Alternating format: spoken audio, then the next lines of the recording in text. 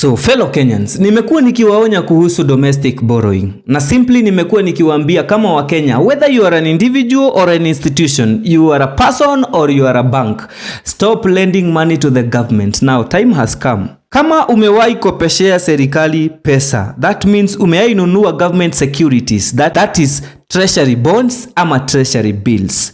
The government of Kenya has this bad news for you. That sorry, we will not be able to pay you back. Now, in the past labda umekuwa ukiignore. Today I want you to listen to me. The government of Kenya is under sovereign default. What is sovereign default? Sovereign default simply means that the government is not able to pay its debts. That means the government is not able to pay you. Now, you have all the reasons to panic, but before you panic, let me explain to you why you have to panic. On date 10, David Ndie, who is the chairman of the economic advisors of President William Ruto, alikuwa Citizen TV na alisema kwamba when government is using money, number 1 huwa inachukua kwamba inafaa kulipa loans. Number 2 italipa pensions. Number 3 italipa constitutional offices. Then after kufanya hivyo, it will honor international subscriptions. Now, I want you to understand this. Wakati serikali haina pesa za kutosha, that pesa haziwezi tosha tulipe loans, tulipe pension, tulipe constitutional offices, tulipe all those, the deficit ama zile pesa zimebaki, serikali inafaa kuomba. Either from the domestic market or from the external sources, wherever itapata, bora inafaa kuomba so that ifinance zote. Now, I hope you know that today, watu wenye wanafaa kulipwa pension hawajalipwa. Watu wenye wanafaa kulipwa salaries, that means constitutional offices, hawajalipwa salaries. International subscriptions bado hatujaziona. What the government is simply doing, according to David Ndie, is that it is paying debts. Fast forward date 12, serikali communicate ikasema kwamba the government will not borrow to pay salaries. Nataka hiyo ushike na usisahau, nikwambie kwa nini nataka ushike. Kwanza nikuelezee what causes sovereign default. 3 things. Number 1, if we have a new government. Number 2, if you have a liquidity. Number 3, if there is insolvency. So tuanzie na ya kwanza, change of government. When we have a new government, that government can decide either itaendelea kulipa madeni ambazo ziliombwa na serikali ambayo ilipita ama haitaendelea. Shika hivyo. In most cases, serikali inaweza sema haitaendelea kulipa madeni. That means it can declare sovereign default if the government comes as a result of a coup. That means ni jeshi imechukua ama mwenye amechukua serikali amechukua kwa nguvu. Or if the government has come as a result of revolution. So the question we should be asking ni, President William Ruto akichukua uongozi, did he take as a result of a fair transition, or as a result of a coup, or was it as a result of a revolution? To answer that, I have to remind you that Ruto wakishindana na Raila, kulikuwa na mashindano during the campaign, kulikuwa na mashindano kati ya dynasties na hustlers. Hustlers ni maskini wanachukua serikali yao, watoto wa maumau wanachukua serikali yao.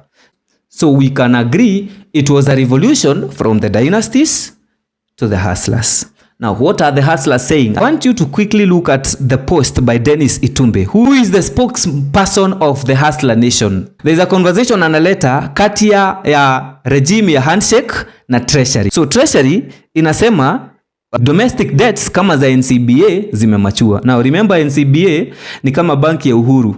So inasema the debt imemachua, we need to pay. So what does the handshake say? Inawambia just pay, hatuwezi kosa kulipa. Treasury inajibu, inawambia tukilipa, that means hatutalipa salary. Tukilipa hiyo debt, hatutalipa salary. So handshake inasema aje? Just borrow from banks, that means omba loan kwa bank ingine. Call NCBA, that upigie hawa wenye yao imemachua, uwalipe kwanza, alafu uchukue deni ingine tena ulipe salaries. So that means Dennis Itumbi anasema kwamba the previous regime ilikuwa inaomba loan, ilipe loan ndio ilipe salaries. What is he trying to say? Wacha tumalizie post tuone. So the hustler government inaingia, then treasury inawaambia kwamba domestic debts kama za NCBA zimemachua, we need to pay. So the government responds this way, na nataka uelewe na usisahau ile swali tunajaribu kujibu ni serikali ya Ruto italipa madeni za Uhuru. This is what the government responds. We have questions on these debts. The revolutionary government. We have questions on this debt, but let the right arm of government audit and hold responsible those who got us here. Please pay the debt. Not that wamesema watalipa saa hii.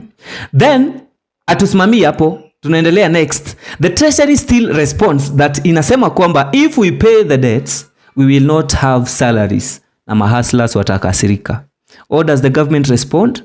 Inasema, we will face the hustlers and tell them the truth. Hustlers would rather know the truth and then understand what we are doing to get out of the mess. Do not borrow to pay salaries. Hata kama hujashika kitu ingine kufikia hapo, shika hivyo. Do not borrow to pay salaries. Okay? Then wanasema, we cannot afford shortcuts anymore. We will pay salaries using our own revenue. Hello? We will pay salaries using our own revenue. Sasa shika hivi. That treasury already ime-acknowledge kwamba haiwezi lipa loans, haiwezi lipa debts, na bado ilipe salaries. Lazima ifanye kitu moja.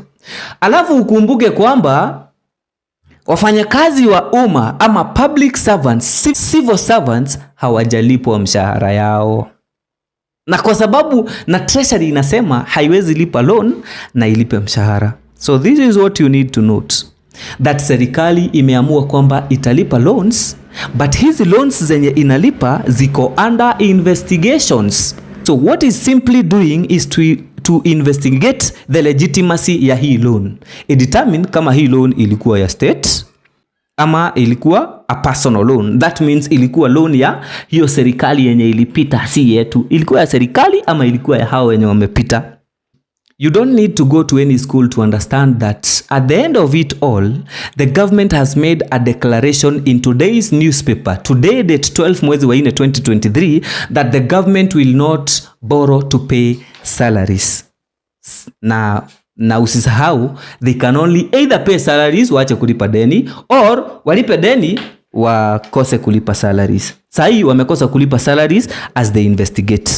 Now let's agree something, that civil servants hatuwezi ishi milele bila kulipa salaries, but we can be able to avoid paying loans. Okay? So once we are through with this investigation, we will make a decision whether to continue paying loans and pay salaries at the same time. If we do that, then we have to borrow.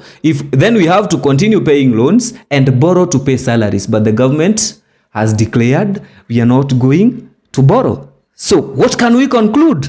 That the answer is, once we are through with the investigation, we will stop paying loans and start paying salaries. Ndio maana civil servants wanaambiwa ngojeni kidogo tu, the government is in control. So that means when the government will stop paying loans and start paying salaries, you the investor mwenye umekopeshea serikali through government bonds and bills will lose your money. Na si mimi nimesema, nimewasomea gazeti, nikawasomea tweets za watu. Now, uenda labda sija kuconvince kutosha. Let's go to the second. Prove that the government is not ready to pay you back. Sign number 2 that the government is not ready to pay to pay its debts is illiquidity. What is illiquidity? It simply means when the government has not enough cash to facilitate its operations and pay its debts. Do we have enough cash in the country? Not once. Our deputy president, the truthful man, amekuwa akisema kwamba serikali haina pesa ziliibiwa zote na serikali ya Uhuru Kenyatta. Are we experiencing illiquidity? Yes. Now, if you're not, kama bado hujatosheka kwamba hakuna pesa, I want you to look at this tweet Do you know who David Ndie is? David Ndie pia amesema tuko under liquidity. Na alisema hivyo date 8 April 2023 in a tweet. Enye alisema, is public finance that difficult? It is reported every other day that debt servicing is consuming more than 60% of revenue. Liquidity crunches come with territory. When maturity bunches up, or revenues fall short, or markets shift, something has to give. Salaries or default. Take your pick. Inaweza kuwa ni ngumu, lakini inamaanisha madeni zimemachua.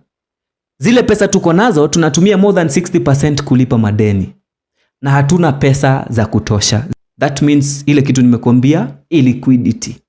So David Ndie anasema, who is the economic advisor to the president, anasema, so we have to decide whether to pay salaries or default.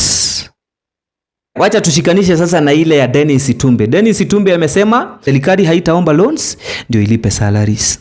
Lakini pia amesema, so the decision has tuendelee kulipa loans as we investigate whether they are legitimate or not. At the end of it all, we will determine whether to continue paying the debts or not. So that is when we will pay salaries. But in case we decide to pay salaries, we will default. Now, turudi kwa ile swali tulisema, can civil servants continue working without salaries? Can government survive without paying civil servants? No, because they need to eat. But the government can survive without paying loans. Yoshike hivyo hata kama ushiki kitu ingine.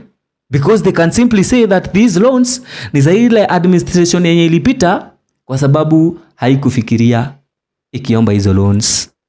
Okay?